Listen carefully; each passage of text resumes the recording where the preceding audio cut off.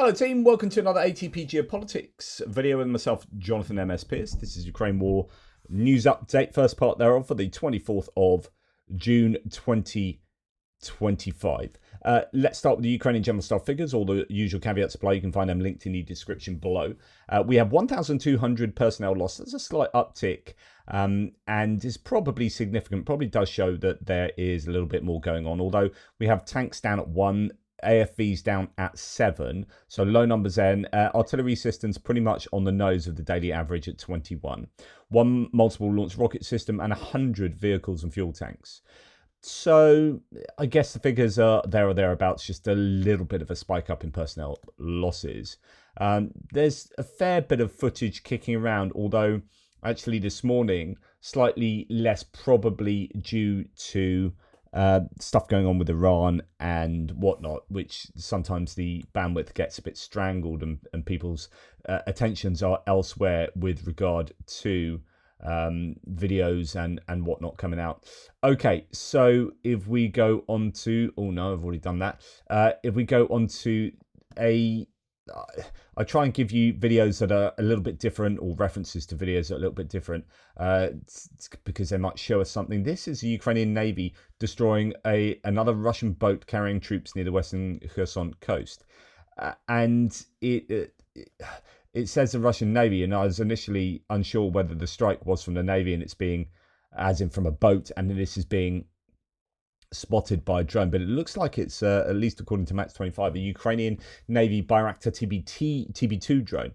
Now these were the famous Bayraktar drones from the beginning of the war. Then the usage at the beginning of the war skewed perception, because I think the Ukrainians were quite clever, and they released a whole bunch of footage of these like destroying tanks and AFVs and whatnot that were stuck. Those big columns, that one that was 60 kilometers, 40 kilometers long, or whatever it was, stuck on the way down to Kiev, and then other situations similar to that. And there was an awful lot of TB2 footage blowing up these pieces of kit.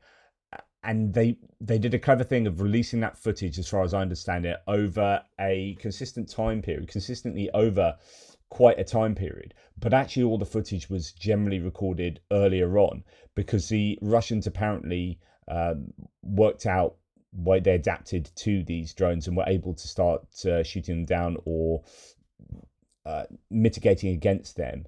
And indeed, the TB2 went from being a total hero of the war to kind of disappearing. And it disappeared because the Russians were able to shoot them down. And these are quite large drones, sort of Reaper style drones, cheaper version, Turkish produced. And they then were reduced to doing recon missions mainly, a lot over the sort of Black Sea area, Odessa area. But we have seen a couple of incidences of them being used recently, and this looks like I say recently, last sort of 6 months. This is a Bayraktar being used supposedly to destroy a Russian naval boat here. So let's just have a look at that. And there it strikes a boat with people on board, and you can see them there. I presume they jump off the boat's that's at the end of its usable life. So there it is, and then it eventually more fundamentally goes up in smoke. So that was a TB2 striking that boat, and I think that's significant to see that. We've got another road of death bit of footage here. I mean, it's 3 minutes long, so we won't look at it all. In fact, I'll just start playing at the beginning. This shows dozens of pieces of Russian equipment destroyed on the roadside, just on and on. And again, when I show you these, it's like giving you the sheer scale of the destruction of in this case, Russian equipment on these logistic routes. So it tells you that there is a sense of fire control over a lot of these main supply routes that are coming into certain areas near the contact line. And here, if I just grab this and sort of scoot through, just more and more bits of kit on the side of the road, and then even off the road into the grassy areas. so on and so forth. So on and on and on and on and on and on and on. More and more and more, dozens of bits, literally dozens, meaning, between 20 and 30 bits of kit just in this one video and this one stretch of road. And what that tells us is that when we see these figures coming out and you're thinking, goodness me, that's a lot of kit the Russians are losing, there is evidence to suggest that they are indeed losing that kit. It's not the Ukrainian General Staff pulling these figures out of their posteriors. There is just so much destroyed kit lying around. Now, Andrew Perpetua has a really interesting thread here that goes into a little bit of detail about an area, what I call the Pishchani sector, just as they moved westwards in the northeastern sector from Kupiansk down to Crimea, halfway between those two, in fact, around Svatova, just south of there's this section of the front line where the Russians have moved westwards and reached the Oskil River. But the Ukrainians have been consistently pushing back there. If you watch Scruffy Tales, he talks about this area quite a lot on his frontline update videos.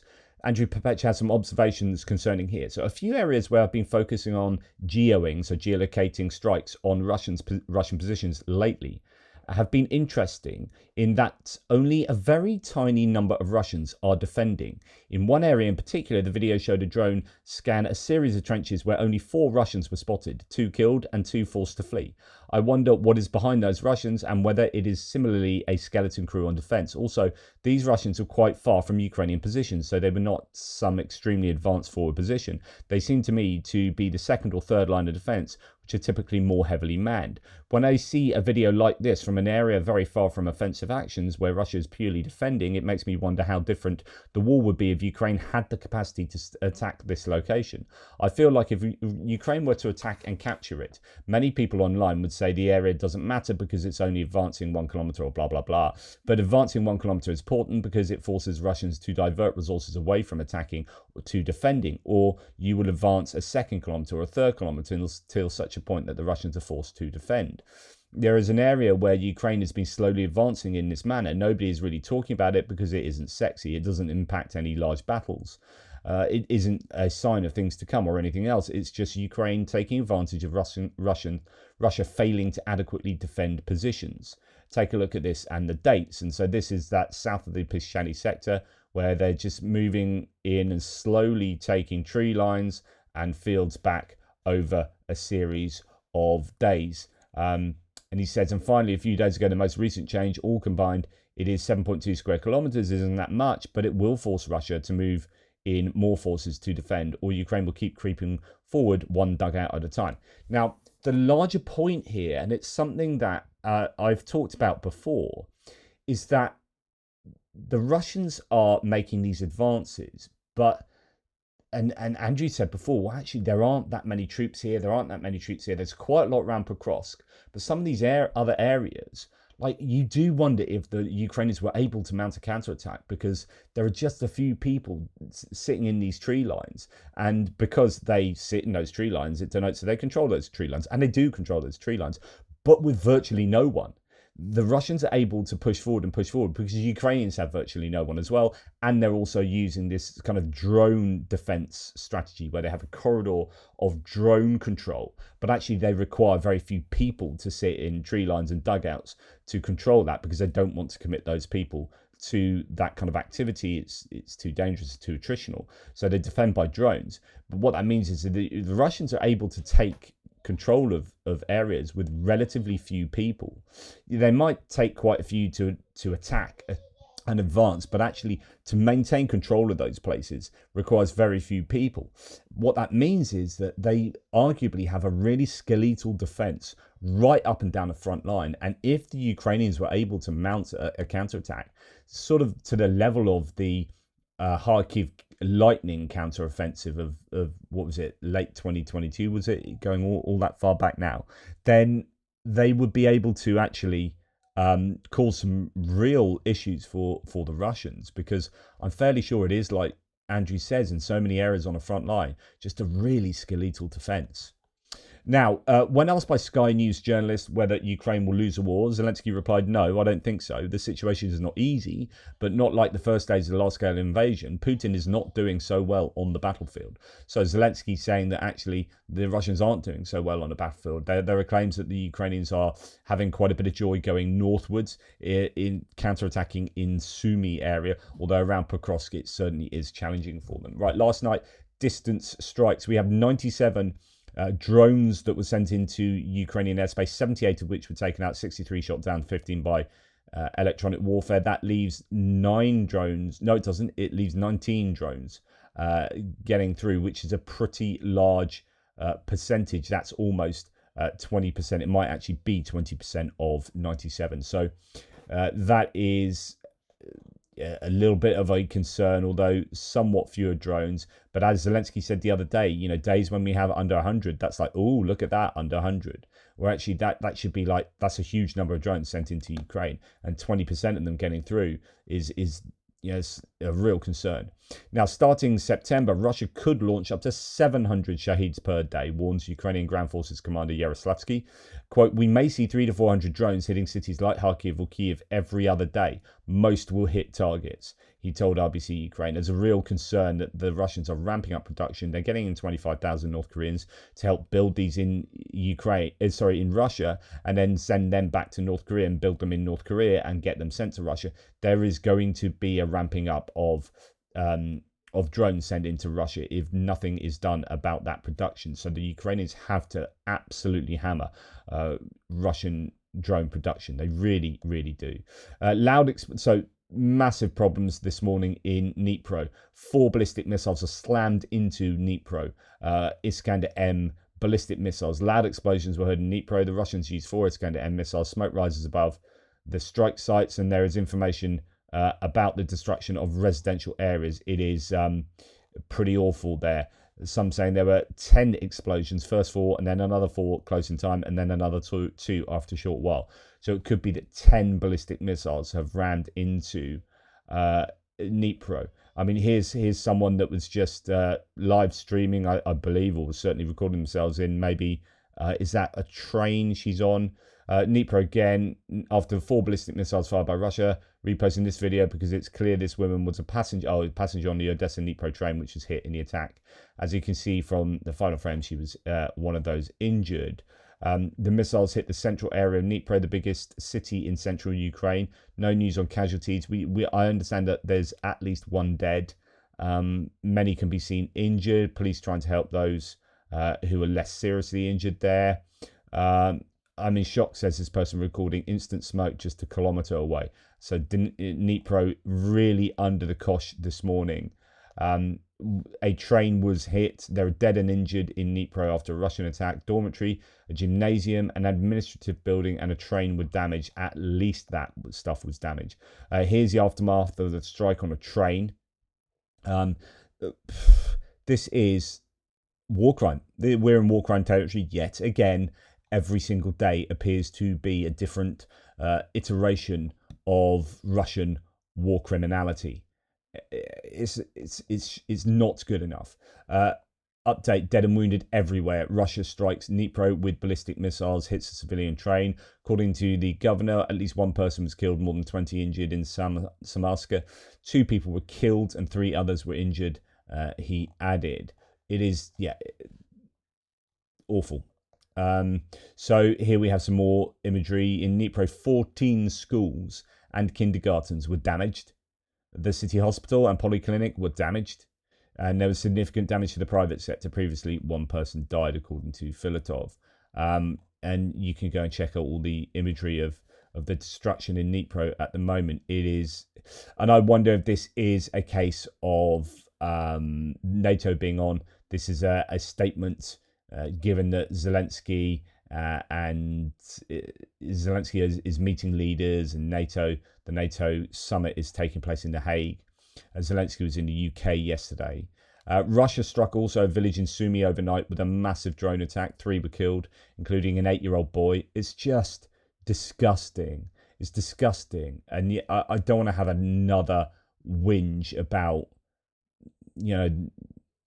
Mango Mussolini over in the United States, but just to think that he believes that he's driving for peace. And there was something that even Keith Kellogg was saying on his meeting with Lukashenko in Belarus. 6.5 hour meeting where it was all like smiles and happiness. President Trump continues to foster peace through strength. No, he doesn't. Literally doesn't. Not with regard to Ukraine. It's enforced peace through capitulation to Russia and appeasing everything that Russia wants. So huge destruction there in Sumy. 30 homes damaged. Massive attack there last night.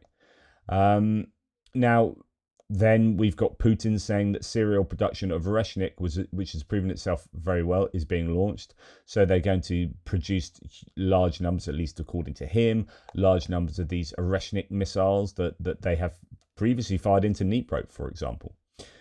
Now, talking about the strikes from yesterday, they're still picking up the pieces yesterday, and tomorrow they'll be picking up the pieces of today. And looking for, dead and missing under the rubble of whatever's been destroyed today.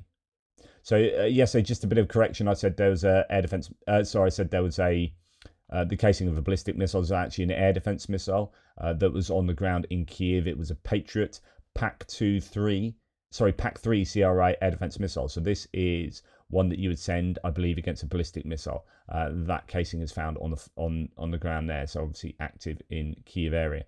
Russia launched a ballistic missile attack on an educational institution 2 nights ago. That's one I showed you on fire. This is Bilorod Dniprovsky, according to a regional administration official. The building was destroyed. The members of the teaching staff may well be trapped under the rubble. Fortunately, no children were present due to it being a summer break.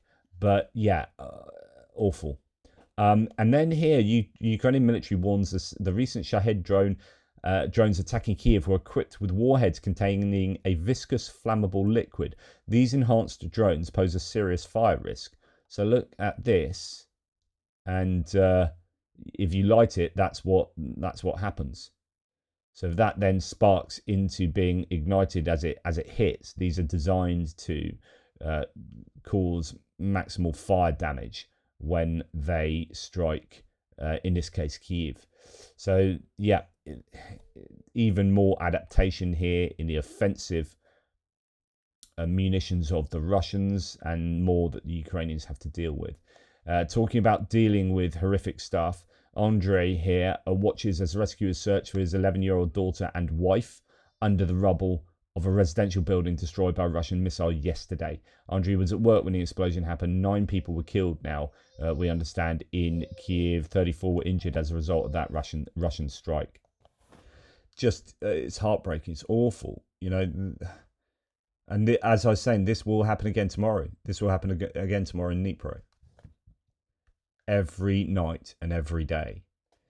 Now, last night, all I know is that Krasnogorsk in Moscow region, there was possibly a case of drones being sent off course by electronic warfare, hitting a residential building, because the Ukrainians are not going to be sending drones all the way up to Moscow area to hit an apartment and a residential building. So it's almost certainly electronic warfare that sent that off course. This morning today we're hearing that 5 airports are closed at the moment in Russia, as there are Ukrainian drones in the air. So there could be some Ukrainian strikes today. It's been very quiet for the Ukrainians in terms of striking recently, or at least there's nothing that's been publicly available as to what the Ukrainians have achieved, other than hearing about Atlas being targeted, but there's no footage coming out from there. That's an oil depot in Rostov Oblast. Now, talking of oil, the price of oil continues to fall, which is lucky. So there was a spike as a result of the strikes on Iran, but quickly managed to right itself, the price. So it's hanging around. Is this WT? No, this is Brent. Brent at about $67 a barrel there, which means the euros will be a good $10 lower than that. So that's what we want to see. The price come right back down. We'd like to see it below 60. We'd like to see it at 50, really. And then the Russians are in a lot more trouble. Okay, it's a big week for NATO, there is the NATO summit taking place today and tomorrow. The analyst just says this is probably one of the most significant NATO summit meetings in decades, with Trump spinning nonsense phrases and claiming deals that have never happened on the one hand, claiming credit for forcing everyone to increase expenditure. Getting anything serious done is difficult. Much of what's to come is already largely agreed. Targets for defense GDP to reach 3.2% by 2030 to 32 and contribute at least another 1% to infrastructure in the eastern part of the alliance. That lacks the fuel pipelines and roads and bridges capable of supporting rapid reinforcement will likely be confirmed as Trump tries to take all the credit. He gets all the credit because it's his inherent unreliability and undermining of NATO that has spurred the whole thing on. Nobody wants to say that in reality, a phased withdrawal of US ground forces would be a good thing. The US is not being in command would also not be too much of a problem. Over time, as we as a group replace our tactical nuclear forces, which seems certain from France and increasingly likely from Britain. The problem is we don't trust America to have our backs in the event of a Russian incursion into NATO. We have woken up to our situation just in time, but it's going to take many years, if ever, before the Europeans trust America with any aspect of our security. And in my view, we never should. Europe must act alone with those who wish to ally with it, Canada, UK, et al.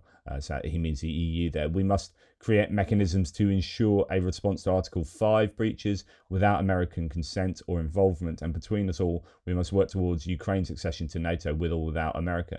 None of this is easy. Many are afraid, but changes must come. And someone else replies to the analyst saying Putin's plan all along was weakening the West. He succeeded with Brexit and the deployment of Trump, but he also sowed the seeds of resurgent Europe. Given Russia's track record with a strong Europe, you'd have to conclude his plan is an utter failure. Well, I guess it's a work in progress at the moment. We'll see whether the EU can be undermined further. Now, Zelensky has been talking to Sky News, and he seems to have been saying a few good things there. I like this statement from Zelensky. Ukraine will never accept Russian ultimatums. From day one, even without partner support, we've shown we are not an object, we are a subject. I believe we won't be a bargaining chip in deals between great powers. That is spot on. We've shown we're not an object, we're a subject. We're not an object to be kicked around. We're not political football. We're not, as he says, I believe we won't be a bargaining chip in deals with great powers. And that's what they certainly are to the US and to Russia as it stands. Zelensky says, I'm not ready to betray the people. There is a war going on, and my great duty is to go through this war together with my country. If my people believe that they need another leader, I simply have no right to stay. Yes, I am tired, because the country is at war. I like that candid honesty there from Zelensky, and sort of language that is humble, and not, as we're going to see when I do my Iran video next, because there's crazy stuff going on there. The rhetoric of Trump is insane. Honestly, it is insane at the moment. Just look at what he's saying on Truth Social about how amazing he is the whole time. It's just everything is about how amazing the man is. And it's like he's got some kind of complex, really. Trump approval soars. This is him talking to the world. Trump was right about everything he posts. That's a meme he posts. Trump was right about everything, with him kissing the flag in the background. And then a picture of himself punching the sky. You know, it's all just so insanely narcissistic. So it's really refreshing when Zelensky here just gives you a sense of, look, you know what, if the people don't want me, I will go. I'm off ski. I'm tired. This is tough. But yeah, so I think there's an interesting juxtaposition there between those leaders. Zelensky was not invited to the NATO leaders session in The Hague due to unstable relations with Trump, according to Reuters. Zelensky will be content with attending the pre-summit dinner this evening. The summit agenda is formed around Trump's key initiatives.